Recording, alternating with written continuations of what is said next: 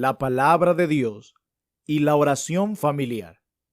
Escrito por Thomas Doolittle, 1632-1707. Los cabezas de familia deberían leer las escrituras a sus familias e instruir a sus hijos y criados en los asuntos y las doctrinas de la salvación.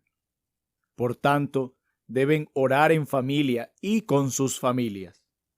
Ningún hombre que no niegue las escrituras puede oponerse al incuestionable deber de leerlas en el hogar.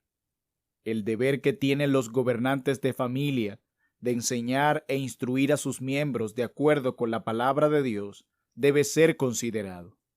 Entre una multitud de versículos expresos, analicemos estos. Y sucederá que cuando vuestros hijos os pregunten, ¿qué es este rito vuestro? Vosotros responderéis, es la víctima de la Pascua de Jehová, el cual pasó por encima de las casas de los hijos de Israel en Egipto, cuando hirió a los egipcios y libró nuestras casas. Éxodo capítulo 12, versos 26 al 27. Los padres cristianos tienen el mismo deber de explicar a sus hijos los sacramentos del Nuevo Testamento para instruirlos en la naturaleza, el uso y los fines del bautismo y la Santa Cena. Y estas palabras que yo te mando hoy estarán sobre tu corazón, y las repetirás a tus hijos, y hablarás de ellas estando en tu casa, y andando por el camino, y al acostarte, y cuando te levantes, es decir, mañana y tarde. Deuteronomio capítulo 6, versículos 6 al 7, Deuteronomio capítulo 8, versículos 18 al 19. Y vosotros, padres, no provoquéis a ira a vuestros hijos, sino criadlos en disciplina y amonestación del Señor. Efesios capítulo 6, verso 4. Y a Dios le agradó esto en Abraham, porque yo sé que mandará a sus hijos y a su casa después de sí, que guarden el camino de Jehová. Génesis capítulo 18, versos 19. Esto es pues innegable si se ha de creer en la palabra que hemos recibido como reglamento y a la que debemos brindar obediencia. Incluso los paganos enseñaban la necesidad de instruir a la juventud a tiempo.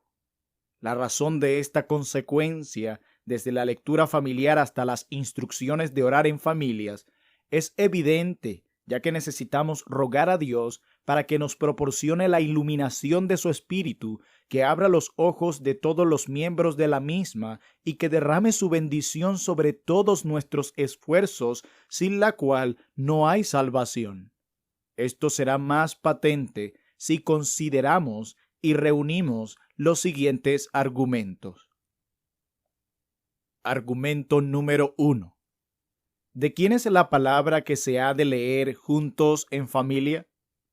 ¿Acaso no es la palabra del Dios eterno, bendito y glorioso? ¿No requiere esto y hasta exige oración previa en mayor medida que si uno fuera a leer el libro de algún hombre mortal? La palabra de Dios es el medio a través del cual Él habla con nosotros. Por medio de ella nos instruye y nos informa acerca de las preocupaciones más elevadas e importantes de nuestras almas. En ella debemos buscar los remedios para la cura de nuestras enfermedades espirituales. De ella debemos sacar las armas de defensa contra los enemigos espirituales que asaltan nuestras almas para ser dirigidos en las sendas de la vida. ¿Acaso no es necesario orar juntos para que Dios prepare todos los corazones de la familia para recibir y obedecer lo que se les lea procedente de la mente de Dios?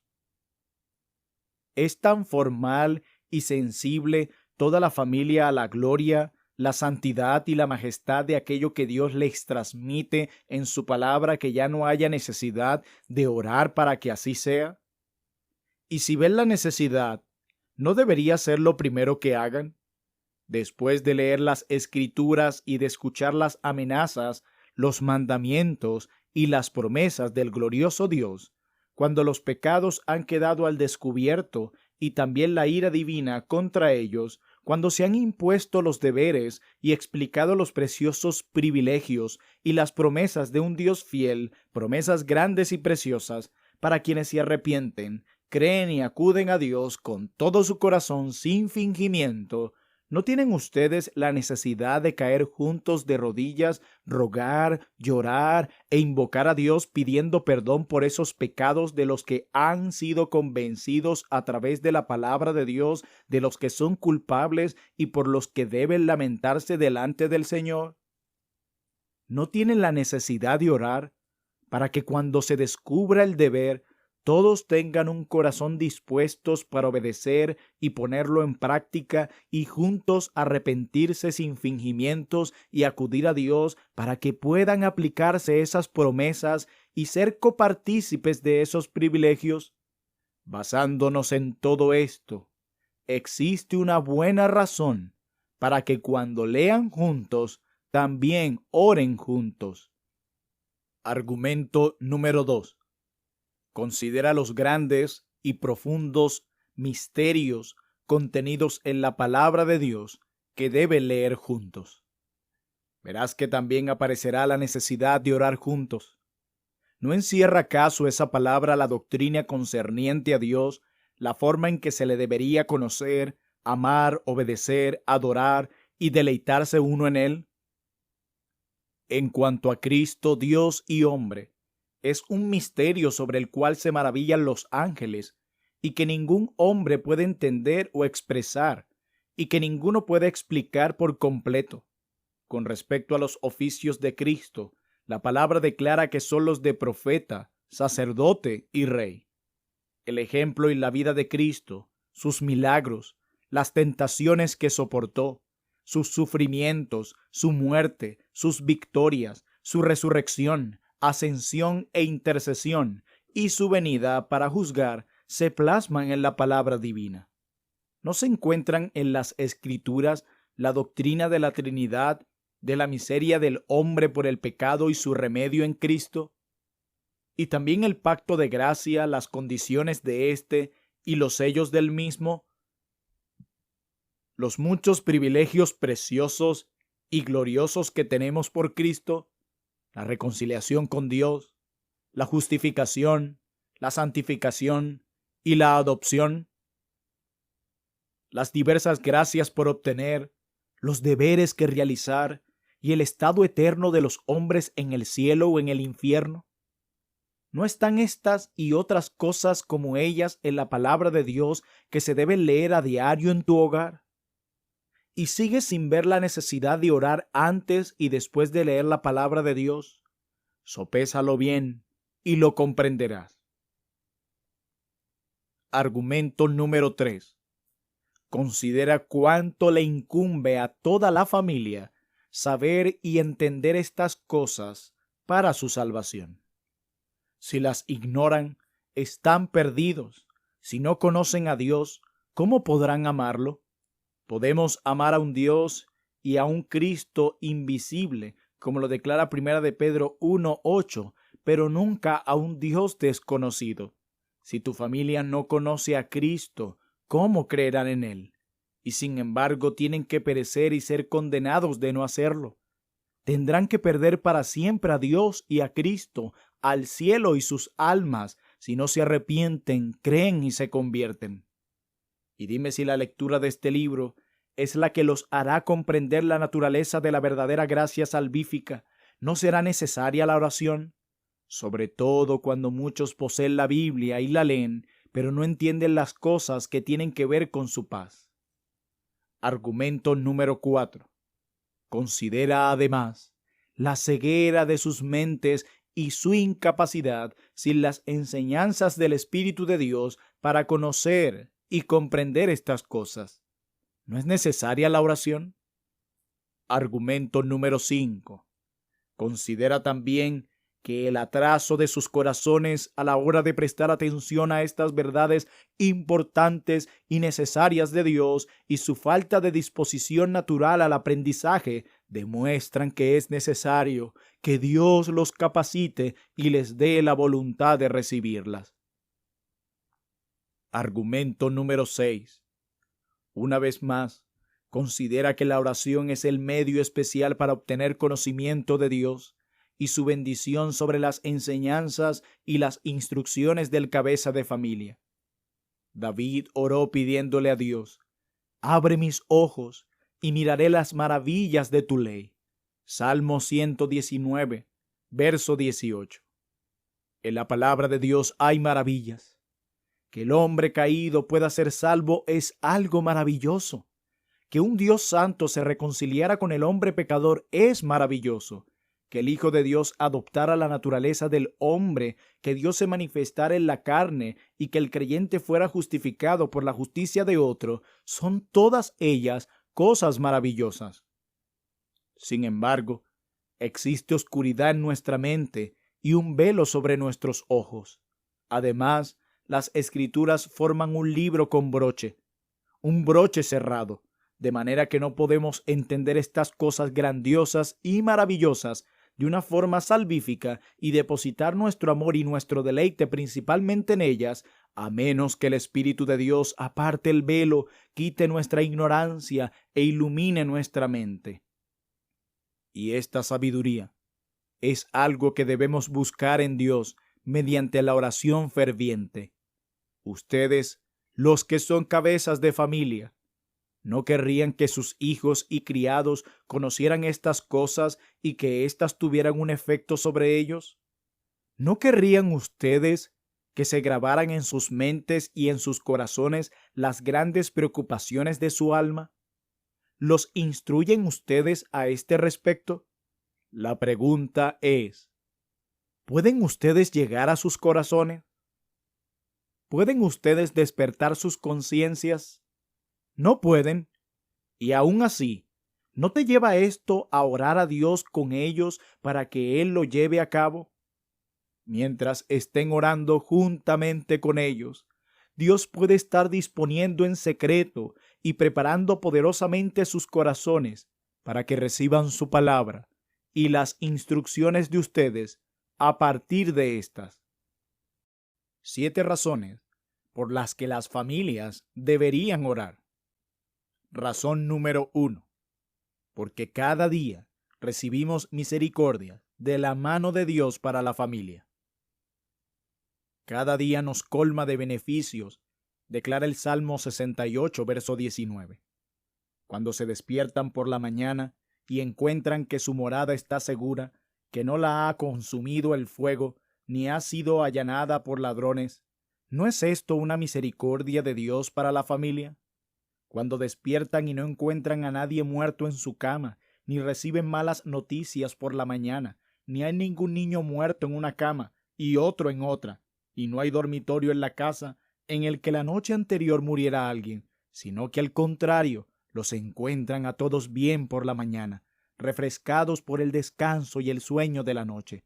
¿No son estas y muchas otras bendiciones de Dios sobre la familia suficientes para que al levantarse ustedes llamen a su familia y todos juntos bendigan a Dios por ello? De haber sido de otro modo, si el amo o la ama de casa estuvieran muertos, o los niños o los criados, ¿no diría el resto? Habría sido una misericordia para todos nosotros si Dios lo hubiera dejado vivo a él, a ella, a ellos.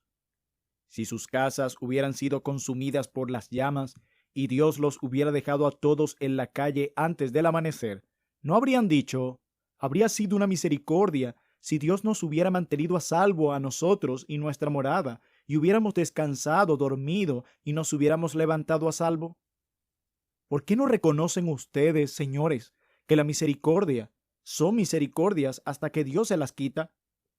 Y si lo admiten, ¿no deberían alabar a diario a Dios? ¿Acaso no fue Él mismo quien vigilaba mientras ustedes dormían y no podían cuidar de ustedes mismos? Si Jehová no guardare la ciudad, en vano vela la guardia.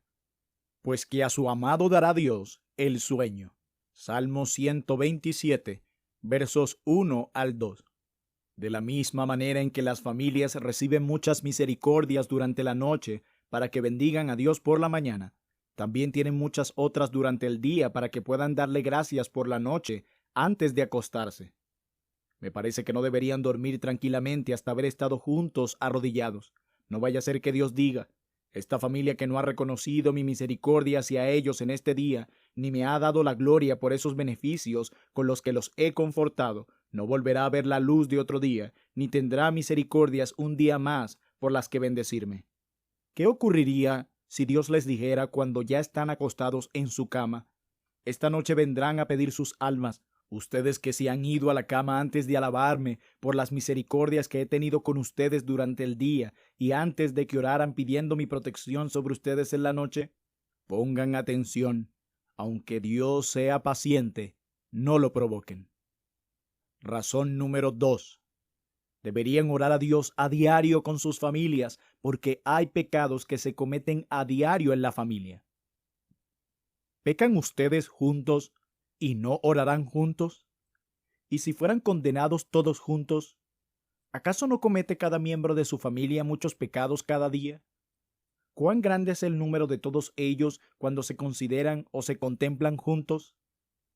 Tantos pecados cada día bajo el mismo techo, entre sus paredes, cometidos contra el glorioso y bendito Dios, y ni una sola oración. Un pecado debería lamentarse con 1 millar de lágrimas, pero no se ha derramado ni una sola. Nadie ha llorado por nada, juntos en oración, ni por 1 millar de pecados. ¿Es esto arrepentirse cada día cuando no confiesan sus pecados a diario? ¿Quieren que perdone todos los pecados de su familia? Contesten, ¿sí o no? Si no quieren, Dios podría dejarles ir a la tumba y también al infierno con la culpa del pecado sobre sus almas. Si quieren que Dios perdone todos los pecados de su familia, ¿no merece la pena pedir perdón? ¿Querrían y no lo suplicarían de las manos de Dios? ¿No juzgarían todos que un hombre justamente condenado, que aún pudiera tener vida solo con pedirla y no lo hiciera, mereciera la muerte? ¿Cómo pueden acostarse tranquilamente y dormir con la culpa de tantos pecados sobre sus almas sin haber orado para que sean borrados? ¿De qué está hecha su almohada, que sus cabezas pueden descansar sobre ella bajo el peso y la carga de tanta culpa? ¿Acaso es su cama tan mullida o su corazón tan duro que pueden descansar y dormir cuando a todos los pecados que han cometido en el día le añaden por la noche este otro de la omisión?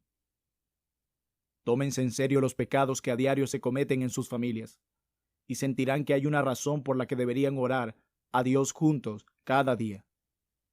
Razón número 3. Deberían ustedes elevar sus plegarias a Dios en familia cada día, porque son muchas las carencias que tienen a diario y nadie las puede suplir sino Él. Dios no necesita sus oraciones, pero ustedes y los suyos necesitan las misericordias que vienen de Él. Si desean estas bendiciones, ¿por qué no orar por ellas? ¿Pueden ustedes suplir las necesidades de su familia? Si les falta salud, ¿acaso pueden ustedes dársela? Si no tienen pan, ¿pueden ustedes proporcionárselo a menos que Dios lo provea? ¿Por qué, pues, nos dirigió Cristo a orar de la siguiente manera? El pan nuestro de cada día, dánoslos hoy. Mateo capítulo 6, versículo 11. Si están faltos de gracia, ¿pueden ustedes obrarla en ellos? ¿O es que no les importa que mueran sin ella? ¿No es Dios el dador de toda cosa buena, toda buena dádiva, y todo don perfecto desciende de lo alto del Padre de las luces? Así lo enseña Santiago capítulo 1, verso 17. Las bendiciones son del cielo, y las buenas dádivas vienen de lo alto. La oración es un medio señalado por Dios para hacerlas descender. Y si alguno de vosotros tiene falta de sabiduría, pídala a Dios. Así lo enseña Santiago capítulo 1, verso 5. ¿Piensan que no necesitan sabiduría para realizar sus deberes hacia Dios y hacia el hombre, para guiar a sus familias para su bien temporal, espiritual y eterno? Si es esta su convicción, son ustedes unos necios. Y si creen que no tienen necesidad de sabiduría, por esos mismos pensamientos pueden discernir su falta de ella. Si creen que tienen suficiente, es evidente que no tienen ninguna. ¿Y no se la pedirían a Dios si quisieran tenerla? Si ustedes y los suyos carecen de salud en sus familias, ¿no deberían pedírsela a Dios? ¿Pueden ustedes vivir sin depender de Él? ¿O pueden decir que no necesitan su ayuda para suplir sus necesidades? Si es así, ustedes se contradicen, y es que estar pasando necesidades y no ser seres dependientes es una contradicción. Pensar que no viven en dependencia de Dios es creer que no son hombres ni criaturas, y si en verdad dependen de Él y necesitan su ayuda para suplir sus necesidades, su propia pobreza debería hacerlos caer de rodillas para orar a Él. Razón número 4. Deberían orar en familia a diario por los empleos y las tareas cotidianas. Cada uno que pone su mano a trabajar, su cabeza a idear, debería poner su corazón a orar. ¿No sería su actividad comercial en vano, su labor y su trabajo, sus preocupaciones y sus proyectos para el mundo sin propósito, sin la bendición de Dios? ¿Les convencería que Dios mismo se lo dijera? Entonces lean el Salmo 127, versos 1 al 2. Si Jehová no edificare la casa, en vano trabajan los que la edifican. Por lo demás, es que os levantéis de madrugada, y vayáis tarde a reposar, y que comáis pan de dolores. Pan de dolores. Sin Dios, trabajan en vano para conseguir pan para ustedes y sus familias. Podrían sufrir necesidad aún después de todo su afán, y sin la bendición de Dios, si lo comen cuando lo han conseguido con mucho esfuerzo y preocupación, lo comerán en vano porque sin Él no podrán nutrir sus cuerpos. Después de considerar estas cosas, ¿no es necesario orar a Dios para prosperar y tener éxito en sus llamados? La oración y el duro trabajo deberían fomentar aquello que es su objetivo. Orar y no hacer las obras de sus llamados sería esperar provisiones mientras son negligentes. Trabajar duro y comerciar sin orar sería esperar prosperar y tener provisión sin Dios. La fe cristiana que les da deberes santos no les enseña a descuidar sus llamados, ni tampoco a confiar en sus propios esfuerzos sin orar a Dios. Pero ambas cosas deben mantener su lugar y tener una porción de su tiempo. La oración es una cosa media entre la dádiva de Dios y nuestra recepción. ¿Cómo pueden recibir si Dios no da? ¿Y por qué esperan que Dios dé si no piden? No tenéis lo que deseáis, porque no pedís, declara Santiago capítulo 4, verso 2. Oren por aquello por lo que trabajan, y en aquello por lo que oran, trabajen y esfuércense. Y esta es la verdadera conjunción de trabajo y oración. ¿O acaso serán ustedes como aquellos a los que les habla el apóstol? Vamos ahora a los que decís, hoy y mañana iremos a tal ciudad, y estaremos allá un año, y traficaremos y ganaremos. Santiago capítulo 4, verso 13. Harán, pero no pedirán permiso a Dios con respecto a si pueden o no. Irán aunque Dios los postre en una cama de enfermedad o en sus tumbas. Háganlo si pueden. Pasarán allá un año. ¿Y qué si la muerte los arrastra tan pronto como lleguen allí? Si la muerte manda que sus cuerpos vuelvan al polvo, a la tumba, y los demonios vienen a buscar sus almas para llevarlas al infierno después de esto, ¿seguirán en esa ciudad durante un año? Si una parte de ustedes está en la tumba y la otra en el infierno, ¿qué parte de ustedes va a seguir en la ciudad? ¿Comprarán y venderán?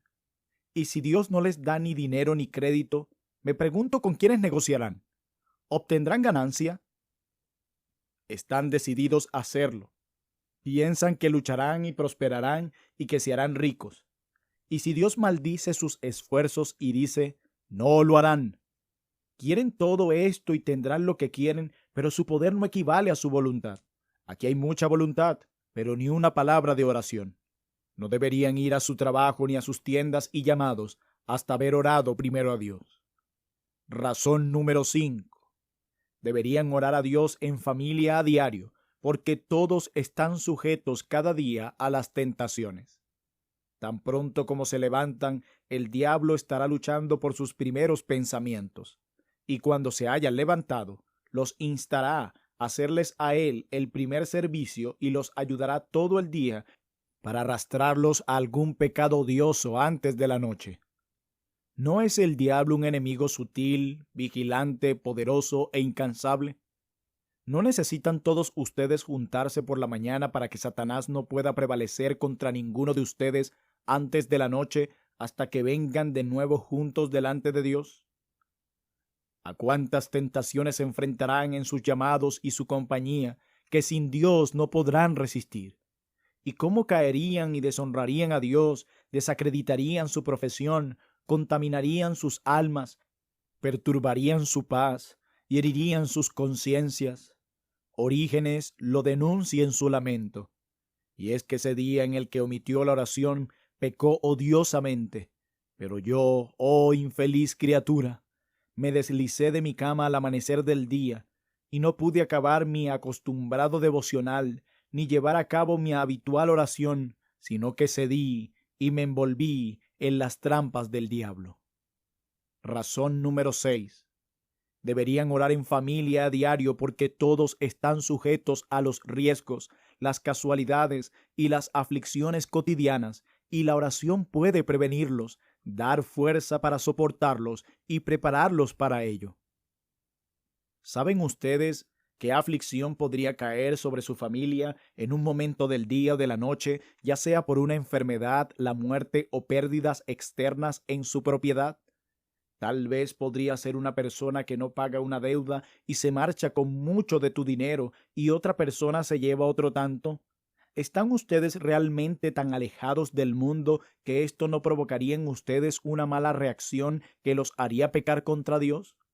¿O será que pueden soportarlo sin murmurar y sin descontento, que no necesitan orar para tener un corazón sereno si estas cosas vienen sobre ustedes? Si salen al extranjero o envían a un hijo o criado, ¿están seguros que ustedes o ellos regresarán con vida? Aunque salgan con vida, pueden ser traídos de vuelta muertos. ¿No tienen pues necesidad de orar a Dios por la mañana para que guarde sus salidas y entradas, y no deben bendecirle juntos por la noche si lo hiciera? ¿A cuántos males está el hombre expuesto, esté en su casa o fuera? Anacreonte perdió la vida cuando un pedazo de uva se le atravesó en la garganta. Fabio, senador de Roma, murió ahogado al tragarse un pequeño pelo en un trago de leche.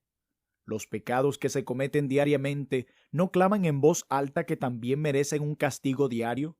¿Y no deberían ustedes clamar tan alto en su oración diaria que Dios en sus misericordias los impida? ¿O si caen sobre ustedes, que los santifique para su bien o los quite? ¿O si permanecen, que los afirme bajo el peso de ellos? Sepan que en ningún lugar estarán a salvo sin la protección de Dios de día o de noche. Si sus casas tuvieran cimientos de piedra y los muros estuvieran hechos de cobre o de diamante y las puertas de hierro, con todo no podrían seguir estando a salvo si Dios no los protege de todo peligro. Oren entonces. Razón número 7. Deben orar a Dios en familia a diario, o los paganos mismos se levantarán contra ustedes, los cristianos, y los condenarán. Los que nunca tuvieron los medios de gracia, como ustedes los han tenido, ni una Biblia para dirigirlos y enseñarles, como ustedes la han tenido, ni ministros enviados hasta ellos, como ustedes los han tenido en abundancia, avergüenzan a muchos de los que se llaman cristianos y que hasta hacen grandes profesiones. Cuando he leído lo que dicen algunos paganos, que mostraban lo que acostumbraban a hacer, y observado la práctica y la negligencia de muchos cristianos en sus familias, he estado a punto de concluir que los paganos eran mejores hombres. Como ustedes pueden saber a través de sus poetas, era su costumbre el sacrificar a sus dioses por la mañana y por la tarde para poder tener el favor de ellos y tener éxito en sus propiedades. ¿No avergüenzan los paganos a muchos de ustedes? Decían: ahora hemos sacrificado, vayamos a la cama. Ustedes dicen: ahora que hemos cenado, acostémonos. O juguemos una partida o dos de naipes y vayámonos a la cama. ¿Son ustedes hombres o cerdos con aspecto humano? El señor Perkins asemejó a tales hombres a los cerdos que viven sin oración en sus familias, que están siempre alimentándose de bellotas con avaricia, pero que nunca miran la mano que las hace caer, ni al árbol del que han caído. Muchas gracias por escuchar Audio Lectura Cristiana. El Señor les bendiga, amados hermanos. Hasta la próxima.